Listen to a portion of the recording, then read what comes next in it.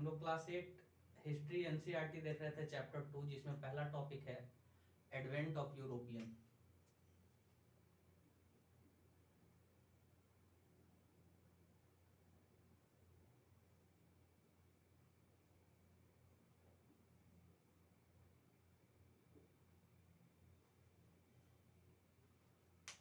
यूरोपियों का भारत में किस परिस्थिति में आगमन होता है, इस चीज को हम लोग देखेंगे आज के क्लास में।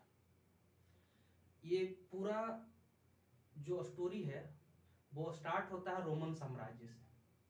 ये आपको अफ्रीकन कंटिनेंट दिखाई दे रहा है, इधर एशिया कंटिनेंट है और इधर यूरोपियन कंटिनेंट है, और बीच में एक मेडिटेरेनियन सी है। और इसी मेडिटेरेनियन सी के आसपास जो है इस वाले रीजन में वो रोमन साम्राज्य हुआ करता था बहुत पहले, ठीक है ना। ये रोमन साम्राज्य जनरली हम फिगर यहाँ पे बना रहे हैं। ये रोमन साम्राज्य जो है वो दो पार्ट में डिवाइडेड था। एक था East Roman Empire, East Roman Empire, और दूसरा था West Roman Empire,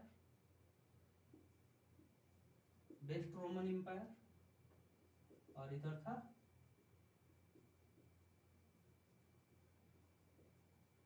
East Roman empire.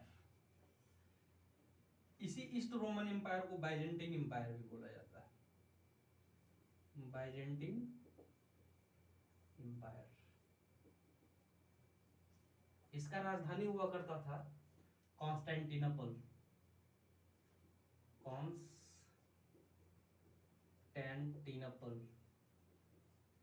जिसको हिंदी में कुस्तुनतुनिया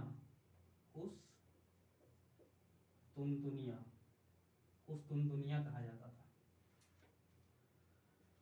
इस वेस्ट रोमन एम्पायर पे जर्मन इन्वेजन होता है,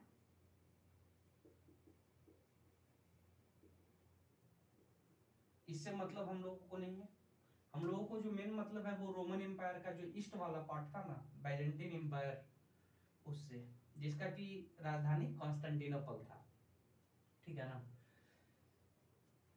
इसमें ऑटोमन तुर्क का आक्रमण होता है। ऑटोमन तुर्क ये 1453 एडी के आसपास होता है। 1453 एडी ऑटोमन तुर्क का आक्रमण होता है। इस ऑटोमन तुर्क का आक्रमण से बहुत सारा रिजल्ट निकल कर आता है पूरे वर्ल्ड हिस्ट्री में, ठीक है ना। अब उस रिजल्ट पे हम लोग एक एक करके बात करेंगे। पहला रिजल्ट तो ये आता है कि जैसे ये जो यूरोपियन लोग थे, यूरोपियन लोग जनरली क्रिश्चियन रिलीजियन को फॉलो करने वाले थे, और जो ये ऑटोमन तुर्क वाले लोग थे ये लोग इस्लाम धर्म से बिलोंग करते थे, ठीक है ना। तो आपस में ऑटोमन तुर्क के लोग और क्रिश्चियन वाले जो यूरोपियन लोग थे, इन लोगों में आपस में कन्फ्लिक्ट होते रहता था, ठीक है ना। तो कन्फ्लिक्ट होने की वजह से क्या होता था कि जो यूरोपियन कंट्री और एशियन कंट्री में जो व्यापार हुआ करता था उसमें प्रॉब्लम आना शुरू हो गया। जो यूरोपियन कंट्री और का एशियन कंट्रीज के साथ जो व्यापार हुआ करता था बाय लैंड रूट, ठीक है ना, उसमें बाधा पहुंचना शुरू हो गया। किसके वजह से? ऑटोमन तुर्क के आक्रमण होने की वजह से। यानी ऑटोमन तुर्क का इस वाले रीजन में अगर आक्रमण हो गया, इस वाले रीजन में अगर इसका आधिपत्य हो गया, तो इससे यूरोपियन कंट्रीज को एशिया में व्यापार करने में दिक्कत आना शुरू हो गया। तो ये लोग क्या करेंगे कि एक नया रूट का खोज करेंगे, ठीक है, और वो रूट होता है बाई सी। वो रूट होता है बाई सी। तो सबसे पहला जो रिजल्ट निकल कर आता है ऑटोमन तुर्क के आक्रमण से, वो ये रिजल्ट आता है कि ज्योग्राफिकल डिस्कवरी होना शुरू होता है। ज्योग्राफिकल डिस्कवरी होना शुरू होता है। Geographical discovery. उसके बाद क्या होता है कि इधर जो भी हाईली इंटेलेक्चुअल लोग पहले, वो ऑटोमन तुर्क के आक्रमण के वजह से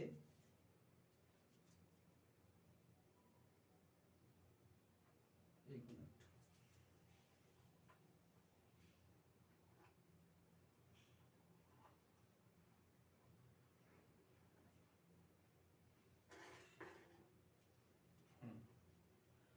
इधर जितने भी हाईली इंटेलेक्चुअल पर्सन थे वो हाईली क्लास प्रीस्ट थे, और भी आर्टिस्ट लोग थे, ठीक है ना। तो ऑटोमन तुर्क के आक्रमण की वजह से ये सारे लोग जो है वो यूरोप में जाकर शिफ्ट हो गए। और यूरोप में जनरली यहाँ पे आपको इटली दिखाई दे रहा होगा, इटली में ये लोग जाकर शिफ्ट हो जाते हैं, ठीक है। इटली उस समय भी काफी सुखी संपन्न जगह माना जाता था, तो वहीं पे ये लोग जाकर जो है वो शिफ्ट हो जाते हैं, ठीक है। और वहां पे क्या होता है कि पुनर्जागरण हो जाता है। पुनर्जागरण मतलब कि फिर से लोग जो है वो, वहां के लोग जो है वो जागते हैं, ठीक है। यानी वहां पे क्या आता है, रेनेसा आ जाता है,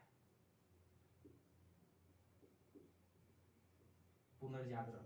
और इस पुनर्जागरण से क्या होगा कि लोगों में जो है वो प्रबोधन आएगा, लोग जो है वो इनलाइटेंड हो जाएंगे, ठीक है। तो इनलाइटेनमेंट का भी कॉन्सेप्ट आता है वहां पे। अब जब लोगों में प्रबोधन आएगा तो लोगों में तर्क करने का कैपेसिटी जो है वो इंक्रीज कर जाएगा, लोग जो है वो वाद विवाद करना शुरू कर देंगे, यानी उन लोगों में रेशनल एबिलिटी आ जाएगा।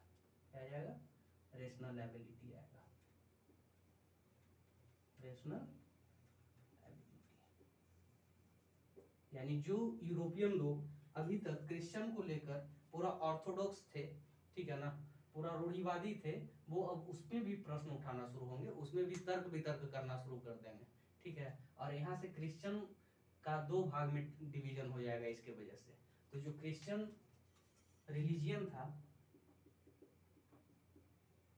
वो दो पार्ट में डिवाइड हो जाता है। एक तो वो जो पुराने रीति रिवाज को फॉलो करते रह जाते हैं, जिनको कि बोला गया कैथोलिक,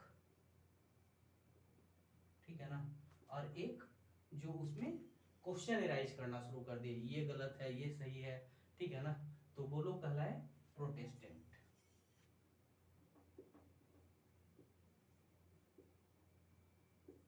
प्रोटेस्टेंट के एक लीडर हुआ करते थे Martin Luther king, Martin Luther,